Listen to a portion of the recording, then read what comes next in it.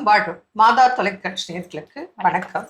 இன்றைய நிகழ்ச்சியில நம்ம வீசிங், பிராங்கைட்டிஸ், ஆஸ்துமா அதை பத்தி பார்க்கலாம்.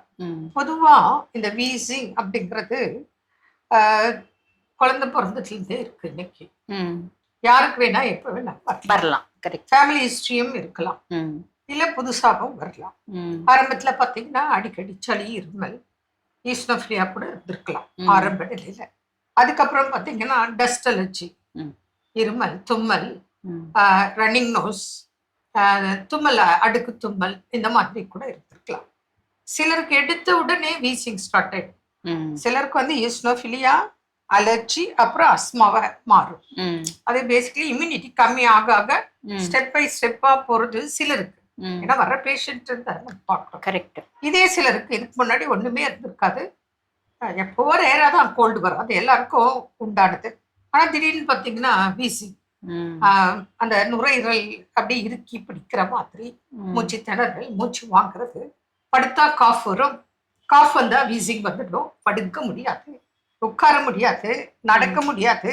உட்காரணும்னா கூட இப்படித்தான் உட்காருவாங்க, மாதக்கணக்கில் உட்கார்ந்தா இருப்பாங்க, படுத்து உறங்கின நாளே இருக்காது. இப்படி எல்லாம் கஷ்டப்படுறாங்க.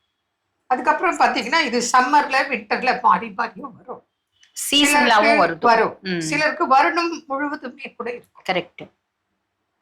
அப்போ இவங்களுக்கு நம்ம பார்க்கணும். பேசிக்கலி இது நுரையீரல் சார்ந்தது. அப்போ நுரையீரல் நல்ல சுருங்கி விரியும் தன்மை போயிடுது, உள்ள சளி உட்கார்ந்துருக்கு, அதனால அவங்களுக்கு சுருங்கி விரிய முடியல.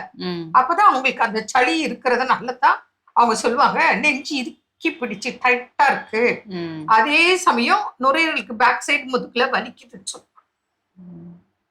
நுரையீரல் சுருங்கி விரிஞ்சா அவங்களுக்கு பிரச்சனை இல்லை, அது சுருங்கி விரியறதுலயே பிரச்சனை.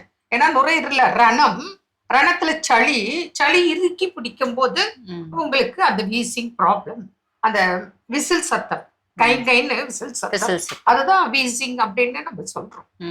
இது சாதாரணமா எப்ப வேணா இருக்கலாம், மார்னிங் டு நைட்டு. சிலருக்கு நைட்டு மாத்திரம்தான் வரும். சிலருக்கு அப்படி மேகம் கருக்க கூடாது, மழை வர்றதுக்கு முன்ன ஸ்டார்ட் ஆயிடும். சிலருக்கு பாத்தீங்கன்னா ஏதாவது அலர்ஜி, ஒவ்வாமை, ஃபுட் அலர்ஜி இருக்கலாம், டஸ்ட் அலர்ஜி இருக்கலாம். ஒண்ணும் இல்ல, வீட்டுல அம்மா சமைப்பா, அங்க தாளிக்கிற ஸ்மெல், அது கூட அலர்ஜி ஆயிடும். உடனே காஃப் வரும், உடனே வீசிங் வந்துடும். உடனே சொல்லுவாங்க என்னம்மா சமைக்கிறீங்க, எல்லாம் ஒரே நெடி, ஒரே அலர்ஜியா இருக்கு அப்படின்னு சொல்லிட்டு. அம்மா சமைக்கிறதுல தப்பே இல்லை, அங்க பிரச்சனையே இல்லை.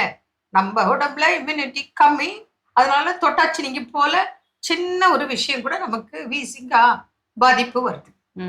இதுல இன்னொரு விஷயம், பேஷண்ட்க்கு எப்படி இருக்கும் அப்படின்னா காஃப் வரும், சொட்டு நீர் போகும், சிரிப்பாங்க, சொட்டு நீர் யூரின் வந்துரும், தும்மல் வரும், இங்க தும்மல் நடக்கும், அங்க சொட்டு முத்திர போகும். இன்வாலண்டரி. இது ஆண் பெண் அனைத்து வயதினருக்கும் வரக்கூடிய பிரச்சனை. இதையும் மீறி ஒரு சிலருக்கு மோஷன் கூட சொட்டா டிராப்பா போகும். அந்த அளவுக்கு இது பாதிப்பு உண்டான நிலையில இன்னைக்கு மக்கள் நம்ம கிட்ட தொடர்பு கொண்டு ட்ரீட்மெண்ட் எடுத்துட்டு இருக்காங்க. என்ன நேர்களே, ஆஸ்மா பத்தி கவலைப்படாதீங்க, ட்ரீட்மெண்ட் இருக்கு, தொடர்பு கொடுங்க. மீண்டும் நாளை சந்திப்போம். நன்றி. அன்னை மரியே வாழ்க.